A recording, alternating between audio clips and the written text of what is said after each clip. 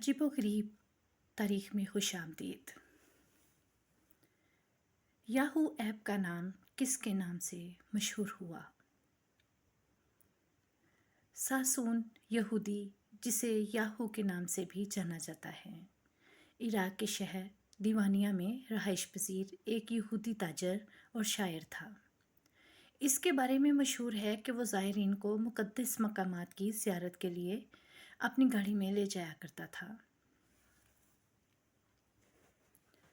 सासून यहूदी की शायरी इंतहाई मकबूल थी और लोग इसकी शायरी को याद करते थे।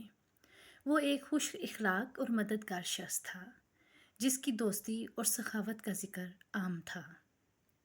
एक दफ़ा सासून यहूदी ने अपने एक दोस्त की माली मुश्किलात में मदद की और इसके कर्ज़े उतारे, जिस पर इसके दोस्त ने शुक्रिया के तौर पर इसके लिए अशार लिखे।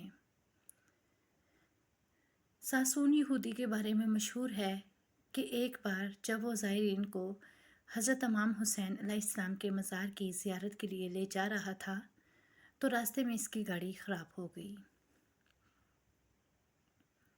वो ज़ायरीन से दुआ करने की दरख्वास्त करता है और मौजज़ाती तौर पर गाड़ी दोबारा चलने लगती है। जब अरब ममालिक में यहूदियों को फ़लस्तीन मुंतकिल किया जा रहा था, तो सासून यहूदी को भी इराक छोड़ना पड़ा। इस मौका पर इसने अपने वतन इराक से मोहब्बत का इजहार किया और एक दर्द भरे शेर में कहा कि वो अपने वतन को छोड़ते वक्त किस कदर दुख और कर्ब महसूस करता है।